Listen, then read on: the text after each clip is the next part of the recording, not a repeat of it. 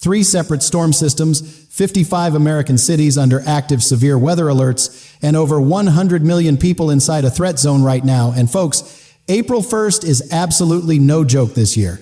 We are talking tornado warnings already posted in Ohio, Indiana, and New York State, 6 flash flood warning zones across a single state, and a 50-degree temperature crash that dropped Denver from 70 degrees Fahrenheit all the way down to 20 degrees Fahrenheit in less than 24 hours. And here's what hits different about this week. These 3 storms are not random, isolated events. They are one continuous storm train lined up back-to-back with no off days through Easter Sunday, and meteorologists are flat out losing sleep over this pattern.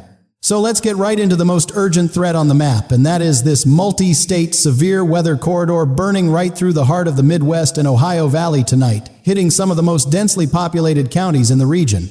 Columbus, Ohio, is sitting at 52 degrees Fahrenheit under one of the most threatening storm setups forecasters have seen all spring.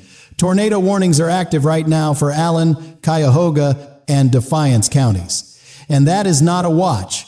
That is a warning, meaning rotation has already been confirmed. Indianapolis, Indiana, at 48 degrees Fahrenheit, is under an emergency-level tornado warning for Huntington, Kosciuszko, and Wabash counties. A line of supercells is bearing down from the west, moving fast, packing a serious damaging wind threat right on top of that tornado risk. Detroit, Michigan, at 45 degrees Fahrenheit, has a fast-moving squall line tracking right through the metro with gusts up to 50 miles per hour. Southeastern Michigan, including the Pontiac area, is under active tornado watch conditions that could easily escalate to full warnings before this evening is over.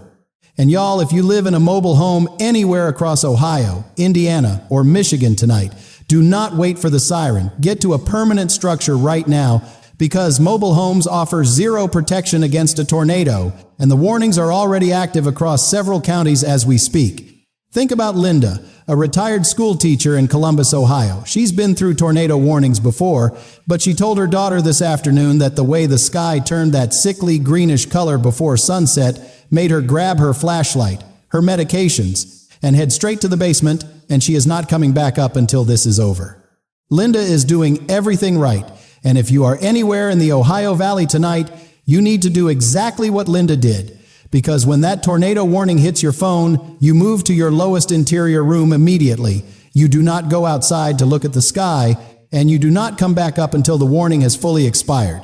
Now swing north and east, because New York State is also dealing with multiple active tornado warnings right now for Allegheny, Cattaraugus, and Delaware counties, and on top of that, flash flood warnings are in effect for Auburn, Skaneateles, Pompey, Johnson City, Candor, and Dansville simultaneously.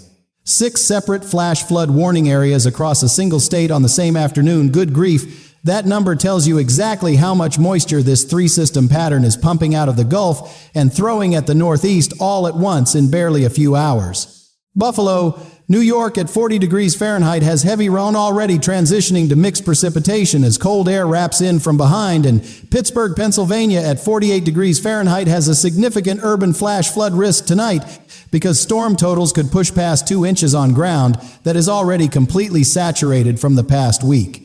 Philadelphia at 50 degrees Fahrenheit and Washington, D.C. at 55 degrees Fahrenheit are both tracking the trailing edge of this system with gusty winds and heavy rain bands pushing through, and Boston at 46 degrees Fahrenheit is on the northern fringe with cold rain and building onshore winds, making the harbor and coastline genuinely rough and dangerous tonight.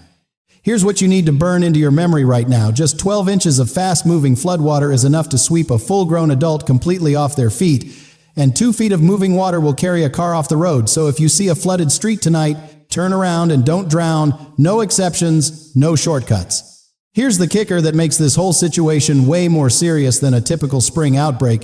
By the time Storm 1 exits the East Coast tomorrow morning, Storm 2 is already locked and loaded over the southern plains and ready to fire, and Storm 3 is right behind that for Easter weekend. For Wednesday, that second low-pressure system dropping out of the Rockies is going to drag Gulf moisture back northward, with dew points climbing into the low to mid-60s across Kansas and Oklahoma. And that right there is the recipe for supercells, large hail, and tornadoes in the afternoon and evening hours. Kansas City at 50 degrees Fahrenheit today warms significantly by Wednesday as that warm front lifts north, setting up a volatile clash between that warmth and the incoming cold front, and the Storm Prediction Center already has scattered to numerous severe weather outlined for a large portion of the southern plains Wednesday afternoon. Memphis, Tennessee at 72 degrees Fahrenheit is dealing with heavy rain and urban flooding from the current system right now, but folks in Memphis also need to keep one eye on Wednesday because that second system could bring a fresh round of severe weather back to the Mid-South before the week is even halfway done. Louisville, Kentucky at 65 degrees Fahrenheit has supercell activity today with tornado and large hail warnings in effect, and Cincinnati at 50 degrees Fahrenheit is sitting flat out in the bullseye of the ongoing severe weather corridor where tornado risk and flash flood risk are both elevated at the exact same time tonight. Now, before we get any further, drop your city and state in the comments right now because this storm train is hitting Ohio at a completely different time than it's hitting Kansas, and we want to make sure we get you the most accurate local breakdown we possibly can for your specific area. Now, here's why you absolutely cannot tune out of this forecast right now, because Storm 3, the one lined up for Easter weekend, is what the meteorology community is watching most carefully, and early model data suggests Saturday, April 4th could be a significantly dangerous day from Texas all the way through the Great Lakes. Both the European model and the GFS are showing a deep low sitting right over the Great Lakes by Saturday, dragging a cold front through Texas, Oklahoma, Kansas, Missouri, Illinois, and Arkansas, and that positioning, y'all, is about as dangerous as it gets for widespread severe weather across a massive stretch of this country. Meet Roger, a retired wheat farmer outside Wichita, Kansas. He says, the only time he's seen 3 storm systems lined up back-to-back like this without a break was in the spring of 1999, and he's already moved his equipment to high ground, checked on his neighbors, and told his grandkids to stay inside all week. Roger's neighbors are doing the same thing, and that kind of community-level preparedness is exactly what saves lives during a multi-day event like this one, because the people who get hurt in a storm train outbreak are almost always the ones who prepared for the first storm but got caught off guard by the second or the third. Now swing way out west, because while the Midwest is getting slammed by tornadoes and flash floods, Denver, Colorado at only 35 degrees Fahrenheit is dealing with a late-season snow and hard freeze that dropped temperatures nearly 50 degrees from where they were earlier this week. Ain't nothing normal about that swing.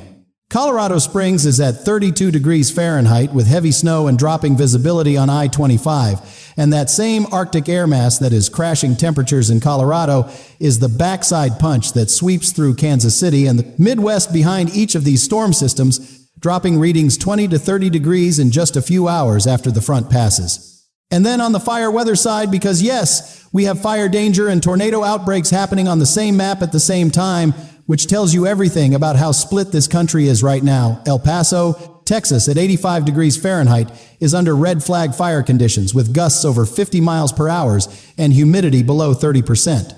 Albuquerque, New Mexico at 70 degrees Fahrenheit has strong southwest winds, driving dangerously dry conditions across the eastern slopes and into the Texas Panhandle, and Amarillo and Lubbock in West Texas are sitting in the most critical fire weather zone on Ribisity, the map today, where any fire that starts can spread faster than crews can respond.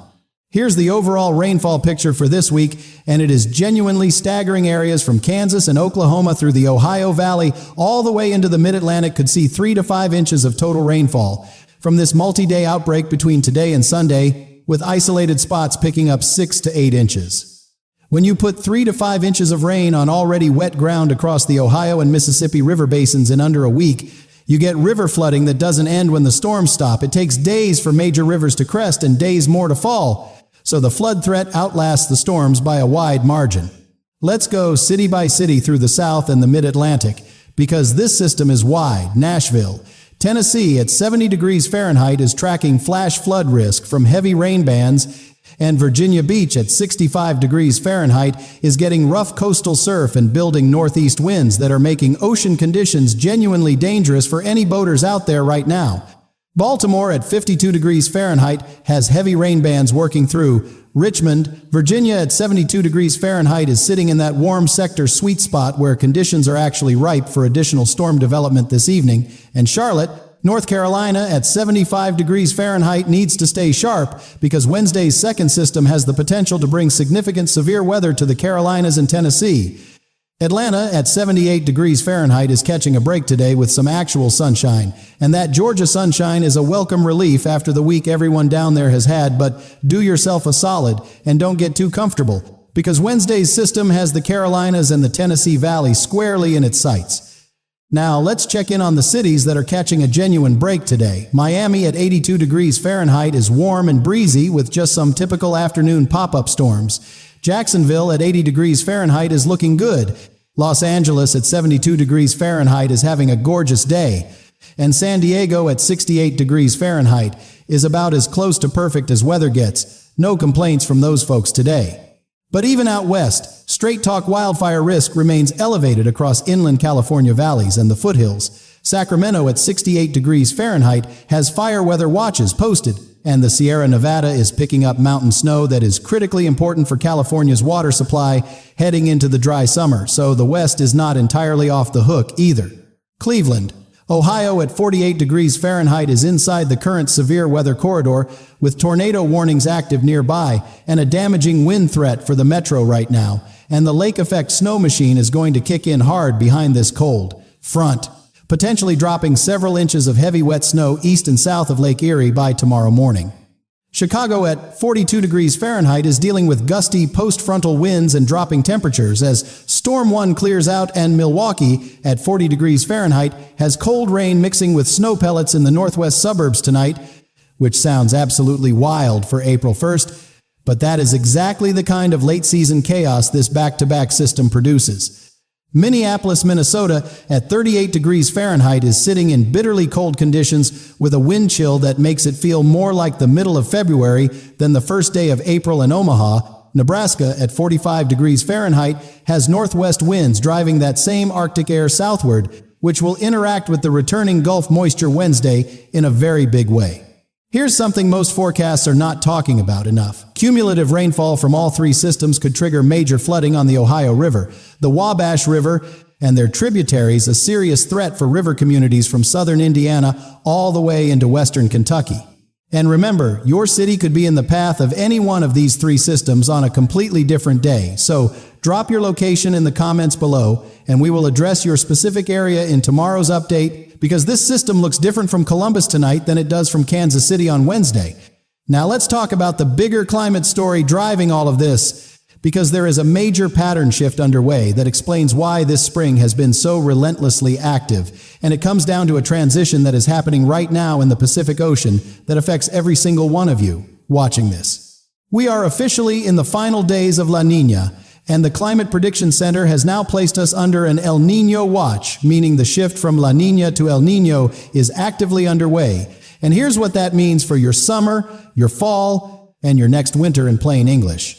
During this La Niña stretch, about 70% of the country ran well above average temperatures for the first 90 days of 2026, and roughly 50% of the continental United States is now sitting in some level of drought, from abnormally dry across the southwest, all the way to severe and exceptional drought across the southern plains and parts of the southeast.